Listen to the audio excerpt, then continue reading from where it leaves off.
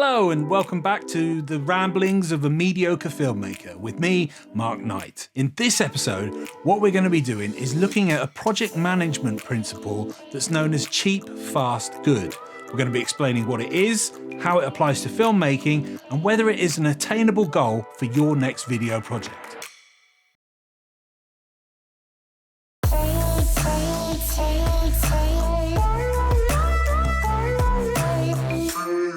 What is cheap, fast, good? Cheap, fast, good is a principle that is applied to any project seen from the point of view of the customer and their main priorities, which are cost, speed of delivery, and the quality of the final product. The actual saying in its entirety is cheap, fast, good. You can choose two, but you can never have all three. And that is due to the trade-offs that you have to make when working on any project. And it works out like this. Cheap and fast, it's not going to be very good. Cheap and good, don't put a time frame on it. Fast and good, it's going to cost you. What you can sum it up as is the unicorn situation for a client where they get a quality product and they're not having too much financial outlay and they're getting it almost immediately just isn't feasible. It's not going to happen. Essentially, there are no bargains. Now, filmmaking is notoriously already known for taking time and money before the question of quality even comes into it. So cheap, fast, good is a widely accepted principle in the video production industry. I myself have used the cheap, fast, good principle in many pitches and proposals, often to validate the costs associated with the concepts that I was proposing. In most cases, the principle stands up. It makes sense. But that doesn't mean that it isn't achievable. I believe that cheap, fast, good is achievable. And I'm going to prove it by sharing one of my previous projects that I believe ticks all three boxes. The project that I'm going to use to prove that cheap, fast, good is attainable is one that I introduced in my previous film. It's a film that I made for Toyota and it's called Where's Barry? Where's Barry is a health and safety film that I created for Toyota as part of an internal training session. It's a 15-minute live-action scripted drama using actors across multiple locations. And the following three facts about the project prove that it was both cheap, fast, and good. 1. It cost Toyota less than £10,000. 2. From concept to delivery, it took 4 weeks to create. 3. It won multiple awards, including 2 golds at the Cannes Corporate Film Festival. Now, there are no set parameters for what determines something as being either cheap, fast, or good, other than personal opinion. But let's assess each one of those statements individually. Now, £10,000 might sound like a lot of money to some businesses, but for Toyota, it really is pocket change. And in comparison to other video drama productions, Where's Barry is significantly cheap. I missed you. You missed me. The film was made as part of a training session for the Toyota operatives that worked on the shop floor making the cars. This production line runs continuously, 24/7. The plan was to close the line at the end of one shift prior to the start of the next, so all the delegates could participate in the training session as one group. Shutting down the production line for 3 hours so that Toyota could run the training session cost them £250,000 in lost production time. Therefore, the production costs of under £10,000 for the production of Where's Barry are significantly cheaper compared to the other costs associated with the same training session. Comparing Barry with other productions with similar characteristics, a scripted drama with multiple actors, lots of locations, also highlights its value for money. In 2017, it was reported that in the 2009-10 budget, an episode of the BBC soap EastEnders averaged out at over £140,000 per 30-minute episode. Ronnie Roxy. I did it. If you were to scale Barry to a comparable length, it would cost £20,000, a seventh of the Beebs production costs for an equivalent product. Now, you might say that there is no comparison between a BBC soap opera and a piece of corporate video, and that's fair enough. So I would say to you, then the only other indicator for a similar project would be one of my own projects. And the one that I would use would be a project that we made for Cemex. The Cemex project was similar to the Toyota job in many ways. Call an ambulance quick, there's been an accident. 2 films shot over 2 days for a live health and safety training event using a cast of actors across multiple locations, incorporating visual effects and high production values, resulting in high concept, award-winning storytelling. Well, yeah, it was crushing him. I didn't move him though, I promise. It's all right, you've done good, Keenan. The main difference, however, was that Cemex cost £22,000 compared to the $10,000 for Wes Barry. Mate, you need to calm down, take some deep breaths. I think by any gauge of cost, £10,000 for Wes Barry could definitely be considered as cheap. Was Barry fast? Encompassing the entire process of pre-production, production and post-production into under 4 weeks, I think could be, well, for a fictional drama project, could be considered as fast.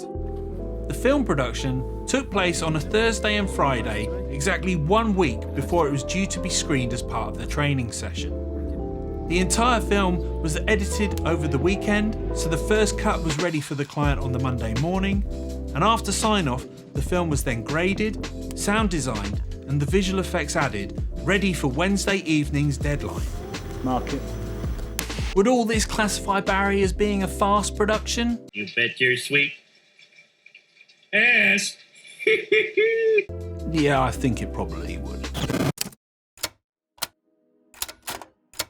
You can argue about the quality of films from many different perspectives, but in this case, I think you need to compare Wes Barry with productions with similar attributes. And in this case, those attributes would be productions with similar budgets and productions in the same niche. There were so many to choose from.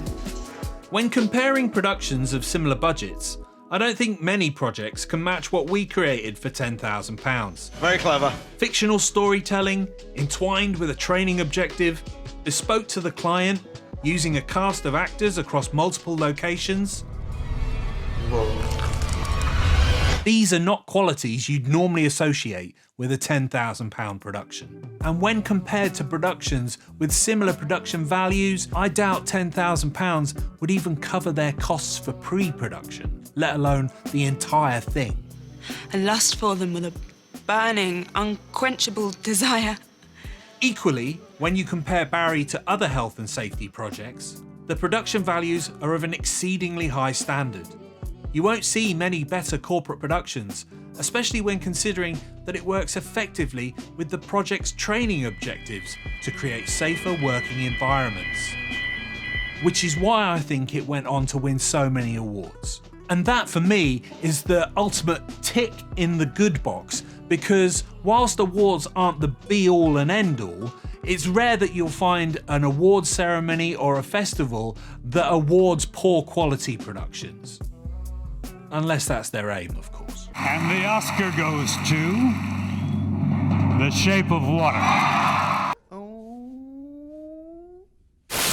Cheap, fast, good. How is it possible to achieve it? Well, coming up with guidelines for how to make cheap, fast, good productions is tricky because so many things have to align. I mean, for most projects, just making it good is a hard enough task. The problem is, to create fast and good requires expertise. Expertise is attained through a combination of ambition, perseverance, experience, knowledge, time, and hard work.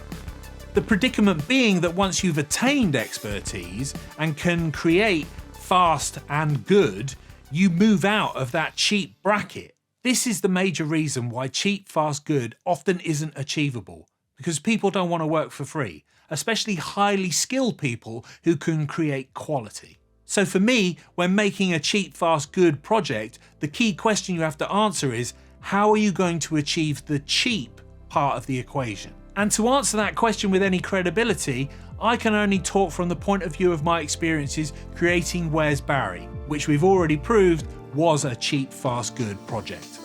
The fact that Where's Barry worked is down to numerous factors.